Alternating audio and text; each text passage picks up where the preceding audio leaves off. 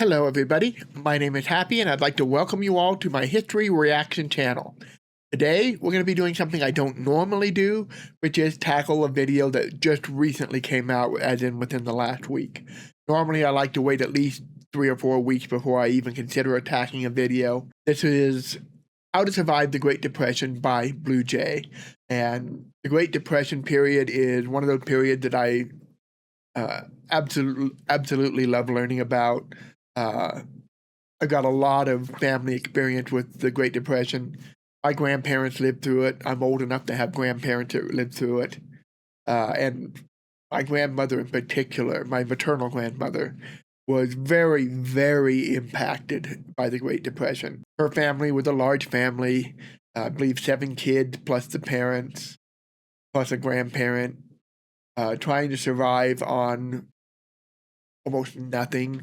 Her father was a scoundrel. I don't know any other way to put it. He was in and out of jail all the time. When he was working, he worked, for example, for the CCP, the Civilian Conservation Corps. CCC, not CCP. I'm thinking for the Soviet Union. Sorry. Or are they the same thing? The Civilian Conservation Corps.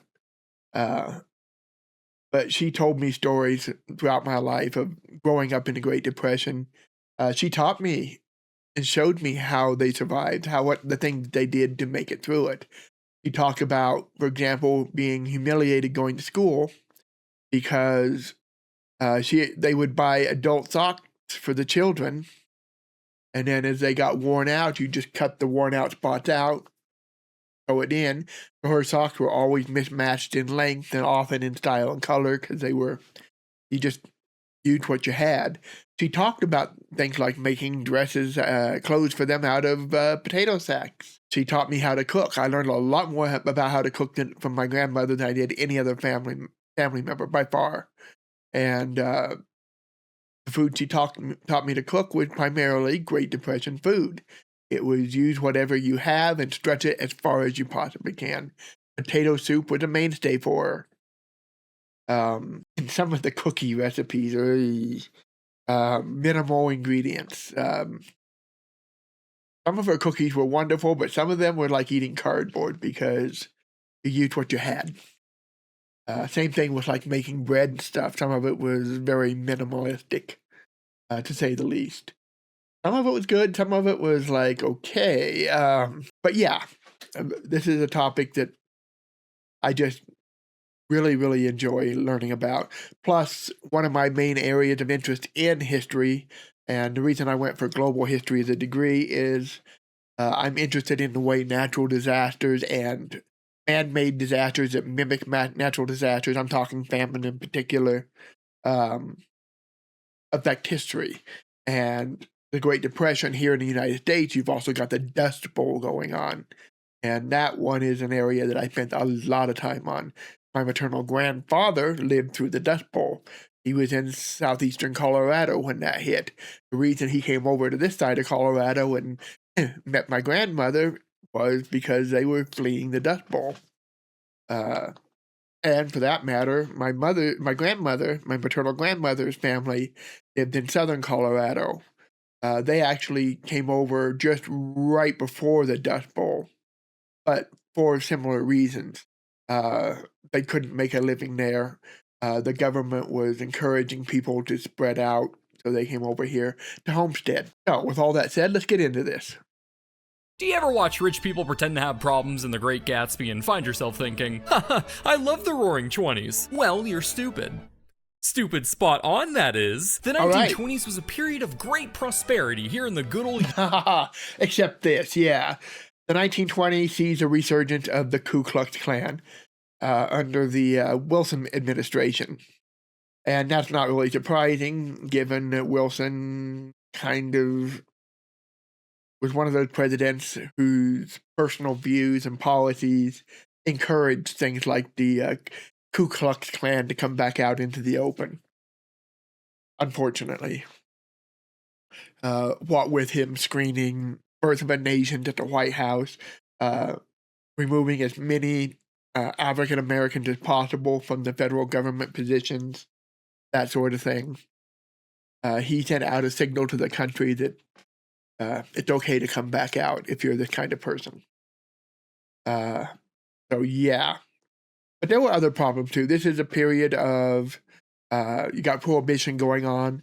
There's a massive increase in crime on all scales, but in particular, we're talking organized crime, Al Capone and all the gangsters. But yeah, you had the partying going on. This is the age of the flappers. Women's rights are really coming into the forefront. The right to vote and everything else. Women are starting to mingle socially in places that previously they weren't really accepted. So you get things like the flappers and the Charleston, the Lindsay Hop, all these classic dances of the Roaring 20s and the 30s. US of A. We got jazz, vehicles, vehicular manslaughter. People spammed Fortnite emotes and buildings looked like Bioshock. The Roaring 20s was Born a in dream Carolina. for gamers like you. But of course, no game is complete without its microtransactions. Yeah. And luckily for you, there's plenty of them in the new age of consumerism. People moved to cities, got fancy new jobs, and partied away their incomes faster than a chronic gambler can say just one more parlay. The BlueJay, you ask. How can I afford all these fun new things? One word, Alex, the stock market. To keep up with the cosmopolitan life, you need only turn to the infinite money printer that is Excuse me. Stock trading. This thing only goes up after all. Got paid by the boss man? Throw it in the stock market. Wife marching to her first vote? Hey, as long as it goes by Wall Street. This new Wonder Bread stuff sure is awesome. It'd go great with some peanut butter and stocks. Yeah. I mean, there's an expression now, the greatest thing since sliced bread. It's hard to remember sometimes that sliced bread's a relatively new invention. Well, pre-sliced bread. And it's highlighted in this time. Yeah, absolutely. Collie, these flappers' legs go all the way up. You know what else goes all the way up? Stock market. Okay, I'm running out of money now. Not to worry. Just take out a loan and buy more stocks, using them as collateral, of course. Is that wise? So long as they're always worth the same or more, which they will. Because remember, the funny number line only goes up. Except that it doesn't. Even if you look here, you can see that it's fluctuating all the time. But general trend up, yeah, during that period, absolutely. Not for all stock, obviously, but the Dow Industrial Average, sure. Yeah, that's going to be where you get the big problems. Is you'd have people who the stock value is going up, they take out a loan against that stock to buy more stock. What ends up happening is that works great, and you just keep doing that. That works great as long as it continues to go up. But as soon as there's a significant loss to where the value of your stock no longer covers the amount you owe, you might get a call from your broker saying, hey, they're asking you to cover your loan because you no longer have that asset.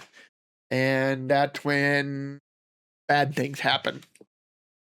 That's right, Alex. In this era of opulence, your future will always be as bright and prosperous as those radiant marble pillars. Well, that wasn't too bad. Yeah, the first one, Black Thursday, not so bad. It was potentially recoverable. But that's just the start. At least I'll have some money. At least I'll have a little money. Black Monday, Black Tuesday. Yes. But don't get too down, champ, because today I'm going to teach you how to survive the Great Depression. All right, let's learn this. First, you eat all the peanuts on the ground. Surviving the Great Depression will be no easy feat, for not only will you have to deal with a financial disaster, but you'll also have to adjust to the cultural norms of the time. Say, Alex, have you ever had an ancestor commit a Wait, what was that called? Soapbox derbies. I always wanted to do that. I always tried to get my dad to make us a soapbox car. He never did. My neighbor's dad did, made him one. I was jealous of that. Yeah. Have to adjust to the cultural norms of the time. Say, Alex, have you ever had an ancestor commit a Depression-era crime by being too much of a romantic stud? What? Well, one of my relatives did, a fact that I just discovered with today's sponsor, MyHeritage. MyHeritage revealed one of my great-grandmother's relatives was an auto manufacturer who got sued for something called alienation of affections, an outdated law that made it illegal to damage a marriage by being an adulterous lover, showing that I clearly have a biological knack for breaking up families. This discovery was only made possible with MyHeritage's instant discovery feature, where after adding in your Since this is a new video, I will let the ads play. parents and grandparents, their massive 36 billion record database is able to automatically fill out massive branches of your family tree. This story is just another gem on top of the already crazy discoveries I made last time, where I was able to find ancestors stretching 15 generations back to the 1500s, including a relative who was one of the first inhabitants of the original Plymouth colony. MyHeritage is also perfect for digging up family photos to surprise your relatives, allowing you to enhance, colorize, and even animate old photos that'll get grandma so excited she'll practically have a heart attack. But not to worry, you can update her profile to deceased. Genealogy is just beautiful. I love genealogy, but not that part of it. I also have a 14-day free trial to play around to your heart's content. All you have to do is use my QR code on screen or click the link in the description to sign up. Discover your family story today, vices and all, with MyHeritage. And now, back to the video. If you're trying to survive the Great Depression, keep in mind the greatness of the Depression will vary depending on the country you're in a way that's similar to selecting a video game difficulty. Yeah, so when we're talking about the Great Depression, here in the United States, we refer to it as the Great Depression. And I think there's a tendency to think of it as a U.S. thing, but it wasn't. It was a global depression, but different countries had more or less impact. And some of them probably couldn't have told the difference. Like, this is post-World War I Germany. They've already been kicked down into the dirt by the Treaty of Versailles. So I don't know how much impact the Great Depression really would have had on them. How noticeable it would have been. I mean, sure, it had to have impacted them, but when it's like Godzilla minus one, right? When you're down at zero, how much further down can you go? Great Depression might be that -1 for Germany. This is also, the Soviet Union is climbing back out of the revolution and the civil wars. I don't know how it's going to affect them, but United States was the epicenter of it. It certainly got hit in terms of overall loss, one of the hardest. Some other countries, but every country around the world felt the shockwave of it. Some more so than others. So let's see what he got to say about that. I find that a good rule of thumb is that how much a country suffered is inversely proportional to the quality of their bagels. The Soviet Union, they're still trying to figure out bread. Terrible bagels, great. Oh, come on now. Their bread's not that bad. Just different than what we have. A lot of rye, for example. Depression was easy mode. France. They're able to grasp the basic shape, but most of the time only get halfway there. Decent bagels, medium difficulty. United States. Second highest Jewish population after he who shall not be named got bagels so good they equate them with the world's smartest man. Incredible bagels, Great Depression hard mode. But of course, every rule has its exceptions. As while Germany boasts the hidden nightmare depression difficulty due to additional challenges, their bagels seen as severely lacking as there was nobody around to make them.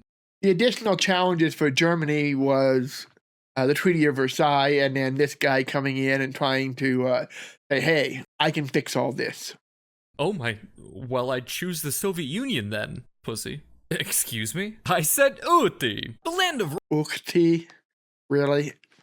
It is an exclamation, yes. Russia was a beacon on the horizon that not even the fear of communism could extinguish. For in 1931, over 100,000 Americans applied for positions in the Soviet Union to escape their plight. Of those, 10,000 were hired, swarmed Russian cities, and kicked off their new life as American immigrants. They opened American schools, organized sports teams, and even saw baseball become a national sport in 1932. That's right, by moving to the Soviet Union, life will be pretty good in 1931. To 1937. And then you get the Great Purges. and the build up towards World War II starting. For while you're thousands of miles from the Great Depression, you're now at ground zero for the Great Purge. And most of these American immigrants would be swept up in mass arrests, working the gulags, or getting the Russian goodbye. Which, let's be honest, is still better than having to live eating whatever this is. Okay, never mind, I pick France. There was also a lot of Americans over there as part of the American Relief Association efforts in the early 1920s, 1921, 22, during the Great Famine in Russia during that period. And of course, there was a lot of American troops over particularly in Siberia at Vladivostok during the Russian Civil War. But he's talking specifically about people leaving the Depression to go work in the Soviet Union. Come on, why are you wasting my time, Alex? Excellent choice. Yes. After all, what better place to experience the Depression than the world's biggest producer of it? Now, it's important to keep in mind that suffering is a matter of perspective. Yes. For some, unemployment rates of 25% and productivity dropping by half is called an economic disaster. But for an anthropology grad, that's just called Tuesday. However, statistics are just a generalization for a given population and don't apply equally to everybody. For example, many workers would lose their jobs and savings as their industry suffered and banks closed. But if you're black, your government might throw in syphilis for laughs as well. The Tuskegee syphilis study. That's another topic we need to tackle someday. Some of these, well, maybe Chat History or Trust Me Bro have something on this, or sounds like something that they would tackle. Yeah, not an isolated incident in this case. Yeah, testing diseases on African Americans. There were other examples of doing similar things to other groups and classes of people. But yeah, not good. Naturally, men and women also experience different struggles in the Big Sad. For instance, if you're a lady, you're not going there, are you? He's going there. It'd be best to keep a level head through all the stress. We can't have you becoming hysterical now. Yeah, I walked in the house and she just couldn't stop freaking out. That's because you lost all our money in GameStop stock! He's going there. Yeah. Hysteria. Hyster is the root word for hysteria is references Greek hysterikos, Latin hystericus, which is just reference to the womb. Problems arising from the womb. So that's why we have things like hysterectomies, but also hysteria. Yeah, during this period, you get a lot of women being sent to sanatoriums, insane asylums, and given some questionable treatments, including this is a period where you're going to start seeing a lot of lobotomies taking place. Docs! See what I mean, Doc? Sweetie? Look at me, look at me. How dare you! Here comes the airplane. Yeah. So, yeah, he's going to lobotomies. There was a big spike of them here. And this was also the period of eugenics, where eugenics was really starting to take off. Incarcerate, send to asylums, people who are in any way abnormal. Sterilize them forcefully. We did a video on this already, talking about the eugenics program and the forced sterilization of women because of various abnormalities, whether it's mental deficiencies, whether it's physical deformities. There was even race-based eugenics going on. But yeah, this is also the period that lobotomies take off. And it gets pretty severe. The Kennedys, what was the daughter's name? Was it Rose? Rose Kennedy? John F. Kennedy's sister was sent to have a lobotomy because she was too promiscuous. That was it. Wow, she's way more calm. Yeah, I just kind of stabbed a spoon in their eye until I feel things get a little squishy and then... Yeah, lobotomy basically used ice picks literally in early times, and then later more refined, you want to use that that term, tools. You go in around the eye and you just tickle the prefrontal lobe a bit, to put it in nice terms. Who was it? Was it Dr. Freeman, I think, or Fremantle, one or the other? uh, pioneered it here in the States. It had actually been invented, I want to say Portugal, but it was with these guys that it really took off and got out of control. Pull it out. Oh, like a lobotomy? A what? You know, the medical procedure? Medical? But for now, Alex, let's say you find yourself as a poor, stupid, regular man. Feels right at home, huh? Hey. Yeah. Well, unfortunately for you, money doesn't grow on trees. Unless they're cola trees. And you're a soda company. He's plugging his How to Win the Cola Wars video, isn't he? Learn more in this video. Stop advertising. Never. Okay. But while not even an economic Okay. disaster can stop Americans from coughing up their last penny for a bottle of Coke, kickstarting a soda company will be quite difficult when your only down payment is pocket lint. So we gotta find you a job. If you're looking for a depression-proof industry, all you need to do is ask yourself, what can I literally not live without? Food. A question that all of us should pretty much have the same answer to. Jack Daniels, cigarettes, diapers, and Shirley Temple movies. But I can do without most of those. Food. Food is the one thing that everybody's always going to need. That's why one of my main area interests is the role of famine in history. I think we all understand famine had a huge impact on history, but I think it's something that's often overlooked because people are much more interested in the great men, the big figures, the battles. But lurking under so many of these, somewhere in the background, you're going to find famine, because what does it take to get people motivated to go for huge, large-scale change? Survival. Survival's the greatest motivator. It's when you have no choice that you're going to put it all on the line. That's why many of the world's great revolutions, you look right at the beginning of them, you're going to see massive food shortages, food insecurity. It doesn't even matter if you don't have the food. If you're afraid of not having it, that's enough. The Russian Revolution, the French Revolution, you see bread riots breaking out before those get out of control and escalate into the full-blown revolutions that they became. And you see that throughout history. So yeah, what's one of the best jobs to have when things hit the fan? Food production. That's the one thing that we can't live without. careers in such sectors often require But Great Depression, we've got a problem. We've got the Dust Bowl, but let's continue. required skilled labor, higher education, or being an adorable 5-year-old child, all traits that unfortunately do not apply to you. Okay, maybe one. Oh, there's that smile. Here, take this. But you're missing the dimple. If you're going to be Shirley Temple, you got to have the dimple. Also, you have to grow up to be a diplomat. What? Quick, shoot the target. Now! Yeah! Oh my god. What have I done? Well, normally that'd be a cardinal sin, Alex, but in 1930s Texas, that's what we call a hard day's work. Back in the 1920s, Texas saw a boom of bandits bamboozling big bucks from banks. So, to stem the bleed of stolen cash in the thieving pockets, the Texas Bankers Association established the Dead Bank Robber Reward Program. In an attempt to incentivize civilians to take matters into their own hands, the program rewarded individuals $5,000 for every bank robber they stopped. That's almost 95 grand today. What could possibly go wrong with this? Oy vey. Ay caramba. I don't know if there's enough prize to despair in enough languages to cover this.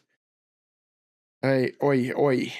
Or 379,883.04 gumballs. As you can imagine, with that much tasty taffy on the line, it was almost more profitable to loiter around and stop bank robbers than to actually do the robbing. Although the program's terms did have one catch. Got one of them bandits here for you. So where's my money? Read the fine print, buddy. Ay. So this is going to be a little awkward. The program stipulated that the bandits must be pumped full of lead in order to earn the reward money, and the TBA really hammered home that killed part, specifying that they would not pay even a single penny for breathing ones. Naturally, when all you need for life-changing money is a dead body, smoking gun, and your pinky promise that they were a bank robber, perhaps you can start to see some flaw.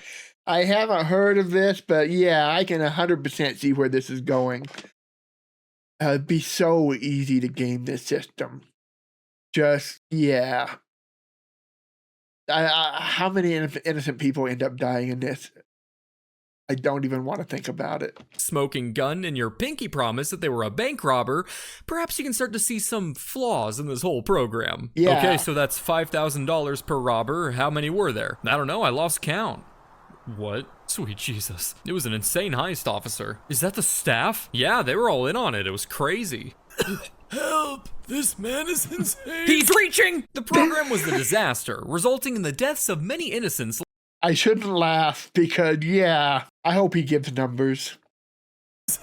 He's reaching! The program was a disaster, resulting in the deaths of many innocents labeled as bank robbers for a quick buck. One time in Staten, 3 Mexican laborers were picked up by a sheriff who promised them work if they waited outside of a bank. As they stood there, a church suspiciously caught fire across the street. With the town distracted, the sheriff and his friend rushed to the bank and shot the workers, killing 2 of them in cold blood. However, the third ended up living to tell the tale, resulting in the 2 men's arrest and subsequent confession. Another time, 4 officers shot and killed 2 men at the back door of an Odessa bank despite them not having any bank robbing equipment or criminal records. A man had tricked them into showing up at the spot of their killing, planning to split the $10,000 reward with the officers. To sum it up, you can really think of this program like the recent Game Awards show. Overall, a quirky and interesting time, but in the end, the pig ruins everything. I don't know if I feel comfortable killing people for money. I understand, Alex. I'm the same way. I too prefer doing it for sport. But worry not, buddy. There I don't think that's what he meant. are still options for a boring goody two-shoes like you. If job security is your concern, it doesn't get much more stable than working for the man. And in 1935, FDR took a gander at all this homeless malarkey and was like, oh my gosh.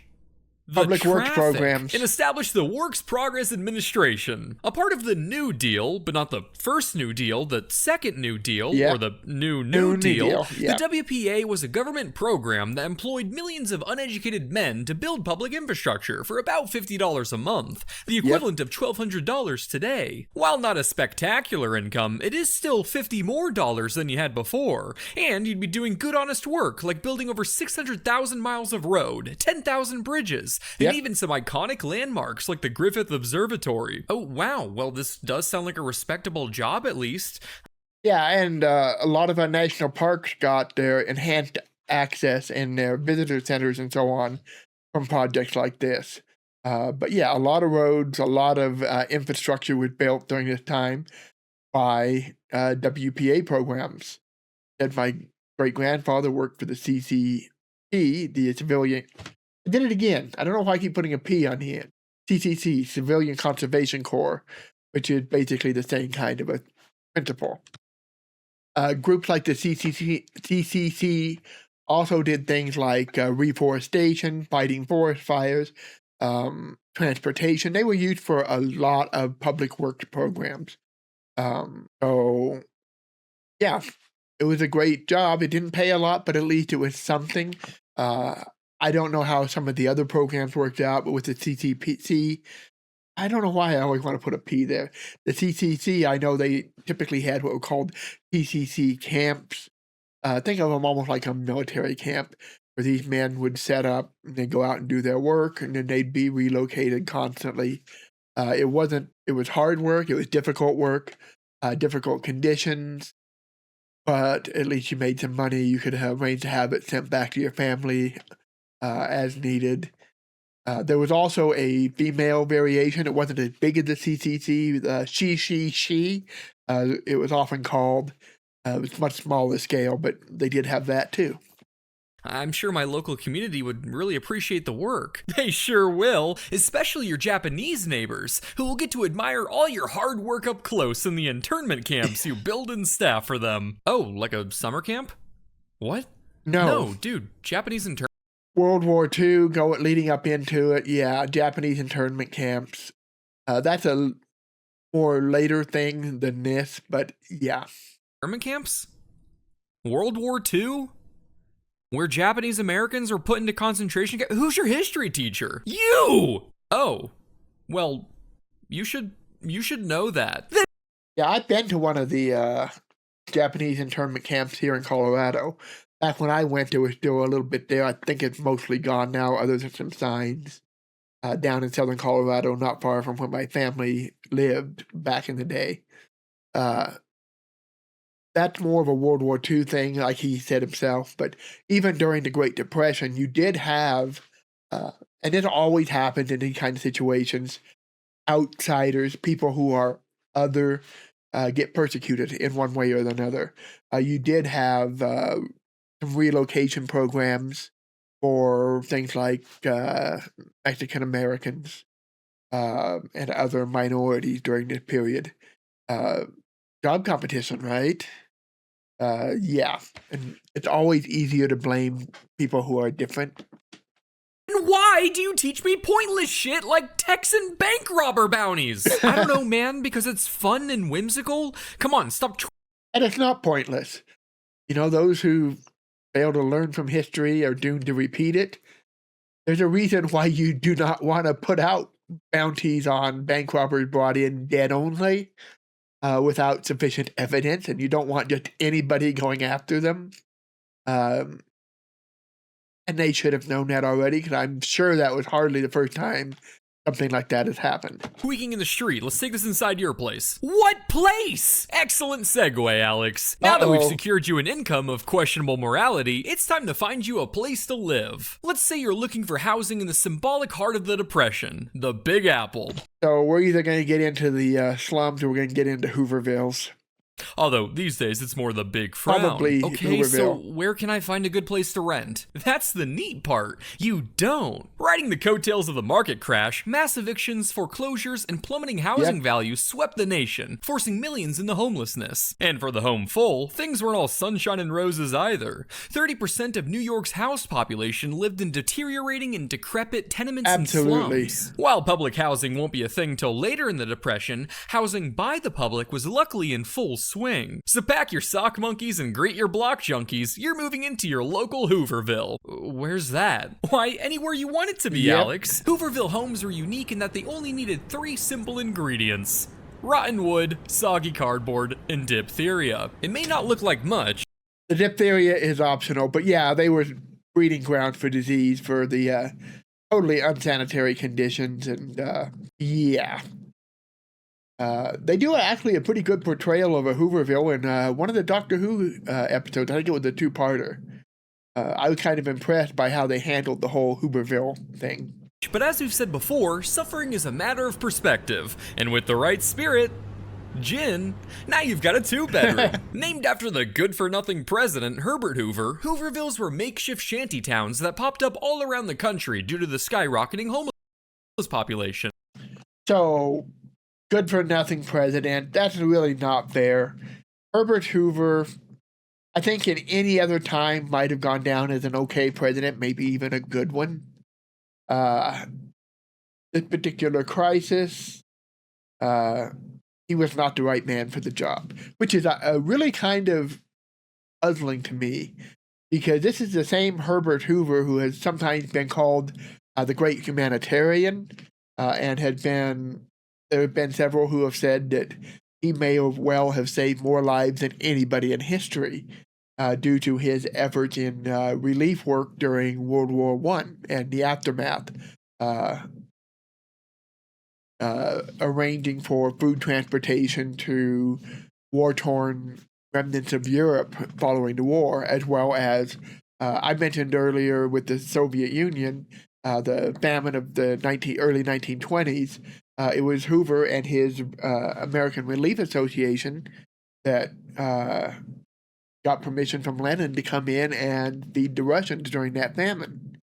But he also helped feed people in France, Belgium, all over Europe in the areas that were hit the hardest by the war. So the guy knew how to handle crises, at least in terms of logistics, distribution, getting the food, locating the food, getting it to people who needed it. The financial end was where he stumbled. He had a degree in engineering. He wasn't a financial genius. He didn't know how to deal with and fix some of the problems that were coming out of the stock market crisis. Some of the things that they end up doing just make things worse, including things like the Tariff Act that they passed. Yeah, I don't think it's fair to say he was good for nothing. He was just the wrong man for this situation, because he and his administration just did not. They tried to do a few things, but the things they did tended to make it worse. Now, to be fair, the reason Roosevelt did as well as he did was because he was willing to keep trying again and again and again until he found something that worked.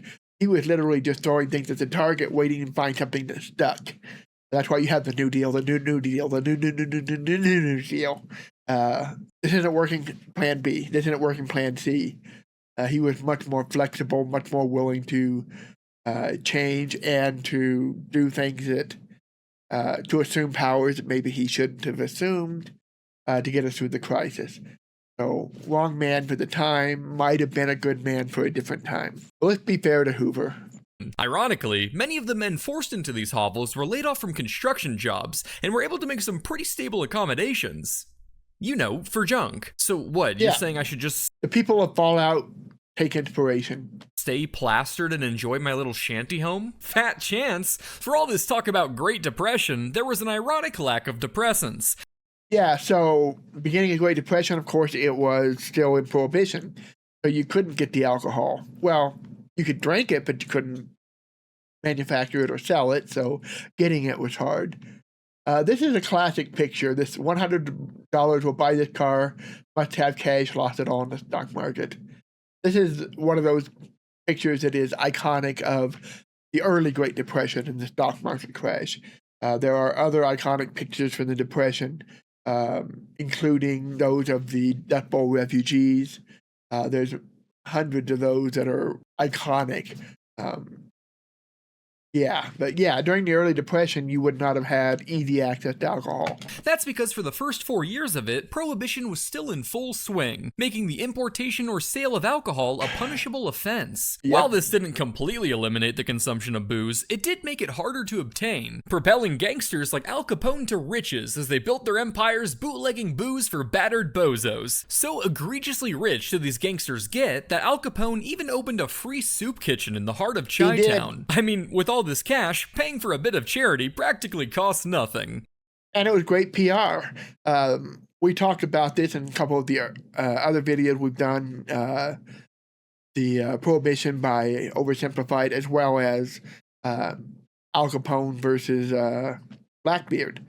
Al Capone was a very dangerous criminal mastermind. He had a lot of people killed under his watch, but he was different than a lot of the other gangsters in that he embraced a public persona as a philanthropist. And one of the aspects of that was these free soup kitchens. It's hard for those coppers to come down on you when Chicago loves you. You're feeding them. You're idolized in public opinion. And had Capone not overreached and overdone it with the Valentine's Day massacre, he might have stayed fairly safe. But once the public turned against him, then it became much easier to bring him down. Because it didn't. But even with a healthy supply of happy juice, your life in a Hooverville was still bound to be quite the pain in the ass. Literally too, depending on your toilet paper. Huh? Ooh. Oh yeah, it was only in the 1930s that Northern Tissue started selling a new kind of toilet paper that was, quote, splinter-free. An excellent marketing strategy, even if other toilet paper didn't have splinters. Hey, wanna try some of our soda? Oh, sure. Or you could try some of our new rat semen-free soda. The Sears and Roebuck catalog, best toilet paper ever prior to this period. Yeah. Wait, hold on now. Well, all in all, this shack isn't too bad. It's maybe not the most delightful of accommodations, but, well, I have a roof over my head, over my waist. Gee, Alex, if you're gonna dance around the subject this much, maybe you should enter your local dance marathon. Dance marathons took off in the Roaring 20s as a neat little competition to see who can make themselves look stupid the longest. Not a little competition. These dance marathons were torture for public entertainment. That's literally what they were. They weren't little. These dance marathons were dance till you dropped. There were great prizes and rewards. You were fed during them, but they went on for hours, days, weeks. You could not stop moving. Just horrifying stuff, honestly. But a lot of people took part in them because food, money. Yeah. I love me some ballroom dancing, but ay. I'm going on 8 years now. Why do I care about this? I thought I was looking for a place to live. Well, you see, Alex, this Great Depression wasn't actually the first. There had been one a few decades earlier that was retroactively named the Long Depression. But as we all know, it's not the size of the depression that matters, it's how you use it. And sure enough, there were plenty of manipulative opportunities for nefarious individuals to get ahead during these times. As the 1930s rolled around, these dance marathons were transformed into exploitative events, offering food and shelter to poor contestants for continuous dancing and the chance to win a large cash prize. What was once a bit of quirky fun turned into straight survival strategy, and these marathons went from lasting a few hours to a few thousand. The events became a sensation, becoming so popular that even movie theaters were opposed to them as they became such a strong business competitor. And I, for one, find it just tickling to imagine people skipping out on The Avengers to go watch Timothy hit the stanky leg for a carrot. As odd as this may seem, keep in mind that laughing at the lengths poor people will go for a bit of oatmeal has been a time-tested crowd drawer for centuries. Yeah, so, I mean, this is literally what it was like. They did a movie about this that I saw when I was a kid. I can't remember the name of it. I wish I could, but it was on this, it was kind of a Romeo and Juliet type take on the dance marathon of this period. And it ended in tragedy. I hated my mother for making me watch it. But yeah, something like this would be absolutely what you'd expect to see because they could literally go on for days on end with very, very brief breaks. You weren't allowed to lay down and sleep. So one partner would literally carry the other while they were getting a little bit of sleep. They just take turns that way. Here you see the lady sleeping, here you see the guy sleeping. And just back and forth, back and forth. Horrible torture. Can you imagine? And you had to keep moving. You could not stop. And these poor bastards had to do absolutely everything while in constant motion. I'm talking moving while you eat, sleeping on your feet, shaving to the beat, screwing in the sheet. Everything from bathing to even marriage was done in full view of a live audience. And I mean everything. With only 15 minutes of rest allowed for each hour of the day, contestants mastered the art of dropping unconscious faster than meeting Bill Cosby. But sporadic sleep can only do... Oh, man, that was BlueJay. Behave. So much for staving off psychosis, and after weeks and weeks of these conditions, you can start to imagine why these were the equivalent of Marvel movies for sadistic individuals. Yeah, psychosis would absolutely be a thing with that much constant motion, not stopping, not getting enough sleep, not resting enough. If you've ever pulled a 48-hour haul, not sleeping or whatever, and being in any way trying to be active and alert, probably know what I'm talking about because you do start. I had an experience where I was up for well over 48 hours, and by the end of it, I was starting to see weird blue shadows around everything. It was like a blue afterglow on everything. It's really trippy, but also very alarming. And had I not gotten to sleep soon after that, I don't want to think about what else might have happened.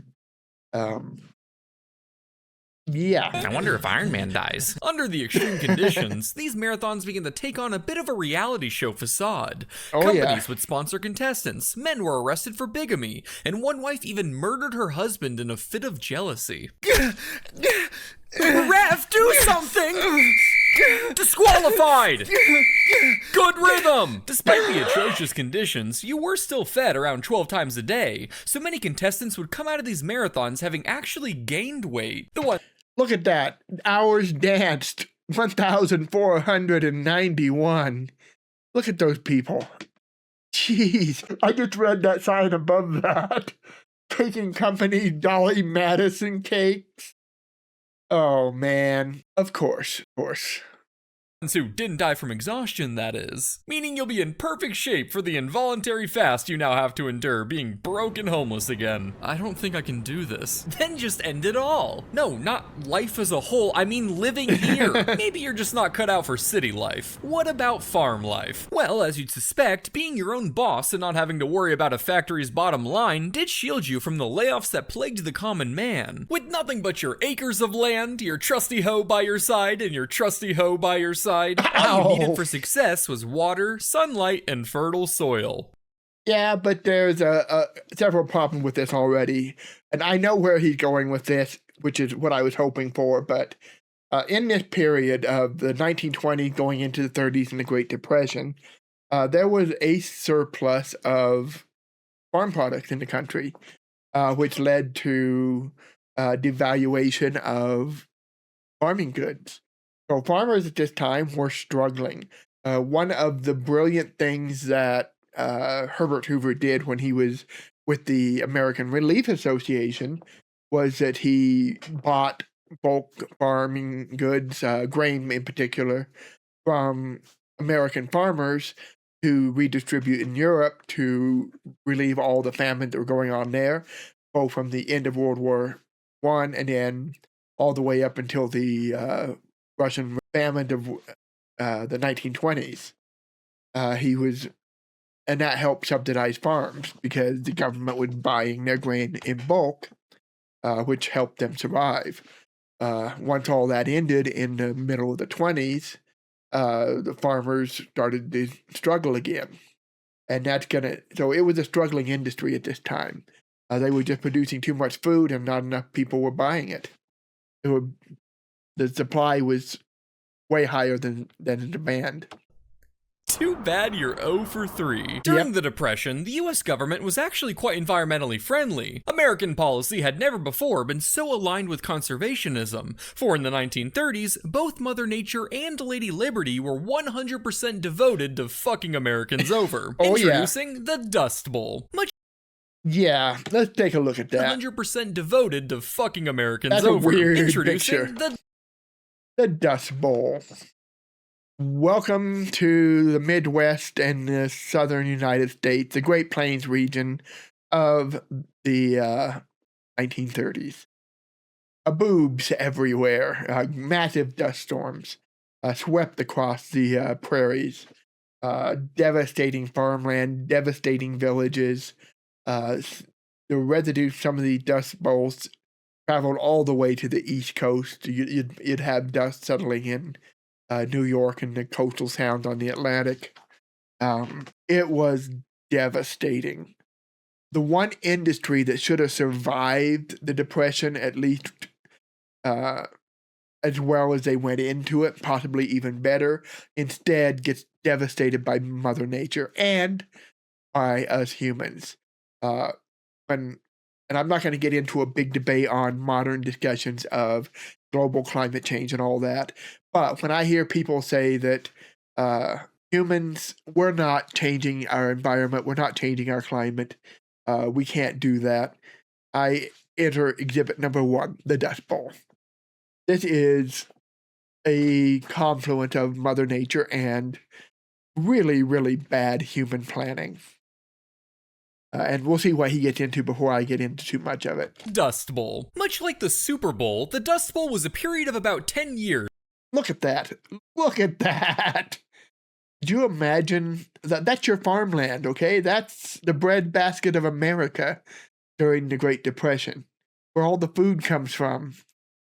Not good. And up until right around this time, it was kind of the breadbasket of a lot of the world. Not good. Not good at all. Where a terrible drought around Kansas came along and sucked the life and joy out of everything. From Texas to Nebraska, dust storms swept the not-so-great plains, killing people, crops, and livestock as they painted the skies in shrouds of death. You see, in the years prior, Americans were caught up in the belief of manifest destiny, or the idea that American settlers had a divine moral obligation to expand westward. Sure, much of these lands were occupied by native tribes, but I'm sure we can find room for them. Riding the high of civilization annihilation, these settlers decided to let it ride with their divine luck, believing in the superstition that the rain follows the plow. Yeah, that's absolutely true. During the greatest stages of the western migration across the Great Plains, there was a period where it was wetter than normal. And some of these early settlers believed that that was actually a divine sign of manifest destiny, that God wanted us going this way. And the adage, rain follows a plow, was a very real thing. They literally said that, and they literally believed it. That if we come out here and we prepare the land and we work the land, God will provide us with the rain. The rain will follow the plow. Um, that was absolutely true until it wasn't. The Great Plains are not typically as rainy as they were during this brief period. The timing really was bad. And you'll see this a lot in Kansas, Nebraska in particular, the idea of rain following the plow. And then you'll get some, from some of the videos you've watched by now, if you've watched any of my older videos, I love old songs that help us understand some history. And when you're talking about this period, you have songs like Nebraska land, sweet Nebraska land, upon your burning soil I stand, I look away across the plains and wonder why it never rained. And then later in the Dust Bowl, you're going to get all the Dust Bowl songs from people like Woody Guthrie.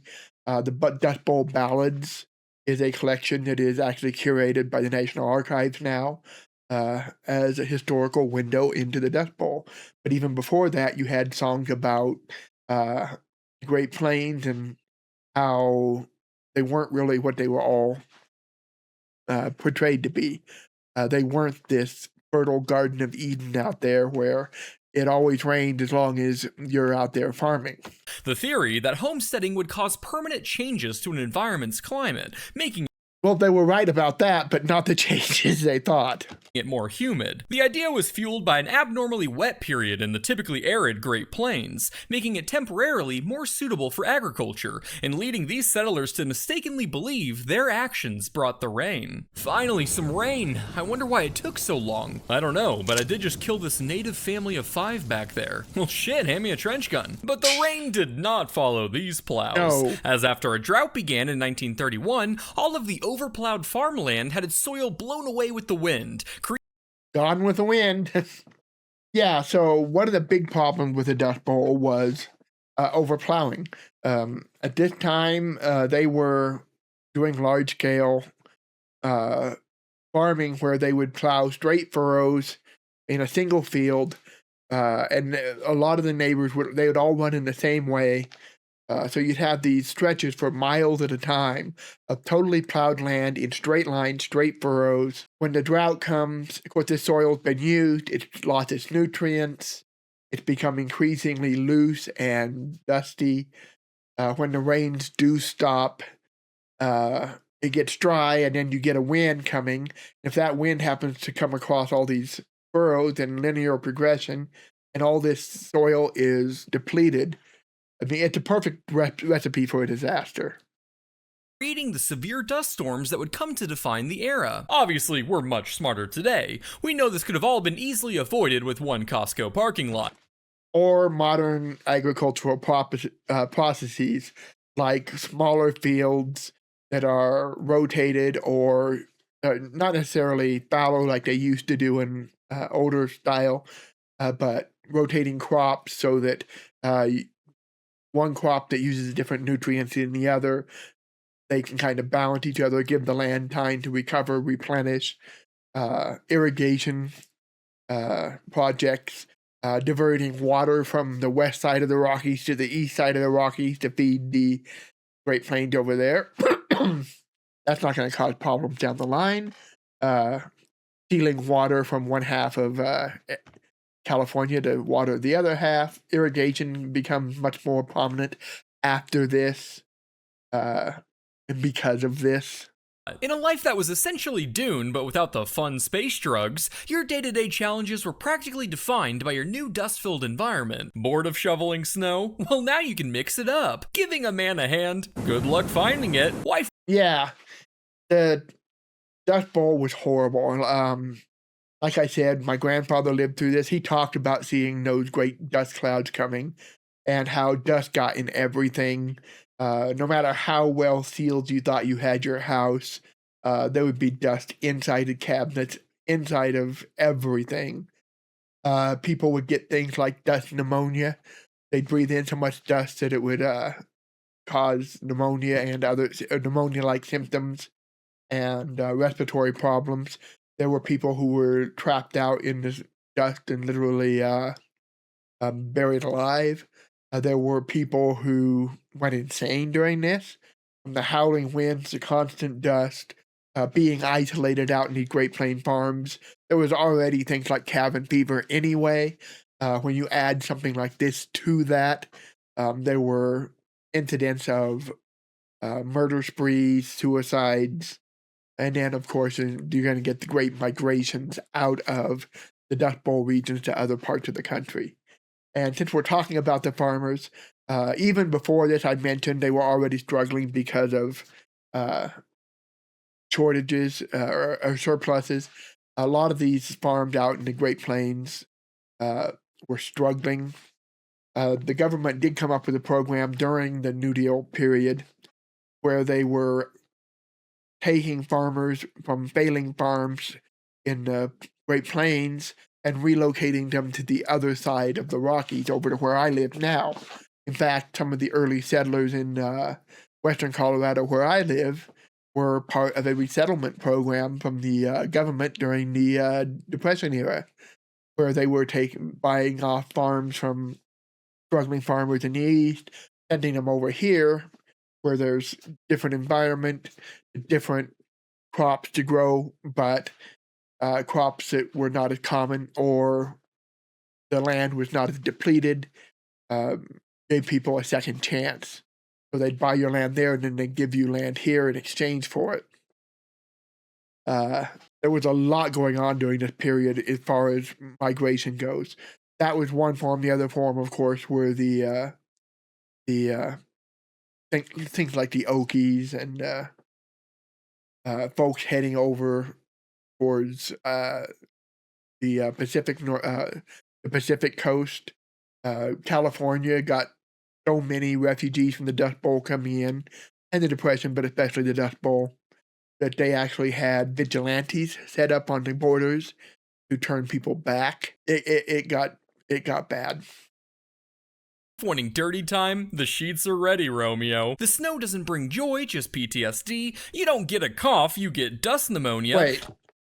The snow doesn't bring joy, just PTSD. The 1930s, red snow fell on the city of Boston, yeah. And that was from the Dust Bowl. The dust gets in the cleaned out by the precipitation, the rain and the snow, which result in things like red snow. You don't get a cough, you get dust pneumonia, and you don't have an outfit of the day, you have an outfit of the decade. Yet Yep. out here, the only ones to see your glow down is your livestock, and they're blind. But hey, look at the bright side. What? I'm looking. Now, to be fair, it is hard to get hit by an economic disaster when you never left one. While everyone else was hitting the Charleston without a care in the world, your 1920s were less roaring and more moaning, as the fall in food demand post-World War I had farmers in a severe crisis. So while everyone else was getting knocked down, you were greeting them at the dusty floor. But despite all your life struggles, at the end of the day, you'll still have your family to go home to and give a big hug. And knock out with the static electricity. Yeah. There are incidents of that from the Dust Bowl as well. Now, there's been debates on whether those things actually happened or if they're just urban legends or the rural version of urban legends.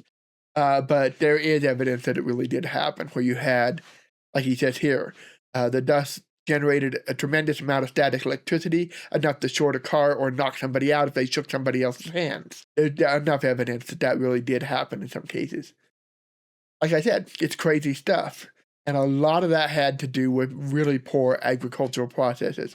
They worked while there was plenty of rain, but once that rain was gone, disaster followed. Holy, why would anyone want to live here? They didn't, of course. 2.5 million people. Okay, I talked about iconic photos. That's probably the most iconic photo of the Dust Bowl period. the refugees that are fleeing over towards the Pacific coast. That woman is she's been she's one of the most famous photographs of this period by far. She's I think around 30, 31, 32, early 30s. She looks so much older. It just gives you a feel for the conditions. People would leave the Dust Bowl states in the 1930s in one of the biggest migrations in American history. Gosh, that poor old lady looks like she's been through a lot. She's 32. Yep. Jesus Christ. So whether living in the sticks or a musty pile of bricks, your Great Depression life is bound to be quite the challenge. But life, my dear Alex, is like a pendulum. For while times are hard now, they will be prosperous again. All you have to do is buckle down, find some shelter, and survive until the 1940s. Get drafted, and then survive the world's deadliest war. So, what do you think, Alex? Ready to face this depression head on? No. I give up. What? You win. Do whatever you want to me. I can't take this anymore. No, you're supposed to freak out and scream. That's your thing. Wait, come back! It wasn't all bad. Putt-Putt blew up. We got Social Security. Life expectancy increased due to lower air pollution and traffic. Alex? Well, hopefully he doesn't forget about the 14-day free trial for MyHeritage, which you can get now using my link in the description below. You won't forget, right, Alex? This isn't good. No. Great Depression, 1 out of 10 stars. Yeah. Great Depression was terrible, and in the United States, the Dust Bowl definitely added to it dramatically, because the one people who should have been relatively untouched, they were, like he said, they were already at rock bottom, but they should have not really seen much of an impact, but absolutely did. Some other things about this that they don't talk about as much is that a lot of those people that were affected by the Dust Bowl were victims of the railroad tycoons. When they were building the Transcontinental Railroad across the United States, the railroads got right of way to a lot of the land along the rail lines. And once the Transcontinental Railroad was done and all that was said and done, the railroad started selling off some of that land to build little villages and communities and sell off farmland. And they were high-pressure sales tactics. And they were promising the rain follows the plow, come out here, look at how much open farmland there is. It's ideal, it's perfect. So you have these people that are literally bringing people out, selling them this land, and then trying to sell them more and more. But yeah, you got 50 acres. How you doing on 50 acres? Wouldn't it be better if there was 100? Buy this next, we'll give you a 20% discount. Buy this other. That kind of thing was going on out there along the rail lines. That also helps make some of this worse, because they weren't ideally located. They weren't located near good water supplies. They were relying entirely on the rain for keeping these crops watered. In other words, they weren't doing what farmers would normally do and pick the ideal location for farms. These guys were selling land that, without modern advances in things like infrastructure, like irrigation and so on, just cannot viably support long-term farming outside of pure luck that the rain holds out. So that also contributes to this further down the line, because a lot of these those farms end up going out during the long depression, but the few that survive that and end up in the Great Depression get wiped out by the Dust Bowl, or just the over surplus we talked about that was killing off a lot of these farmers because they were growing a lot of food, but there was no demand for it. There was too much. Really just a convergence of all the worst possible circumstances during the Dust Bowl and during the Great Depression. Trying to think if there's anything that he didn't cover that I think should be covered. I like that he covered the dance craze. That was pretty cool. And I'd never heard of that Texas bank robber thing. That's also, I wouldn't say cool, but totally predictable. I don't know what they were thinking doing that. Yeah, you need to get it under control, but offering a bounty on dead bank robbers, how could they not see where that was going to go?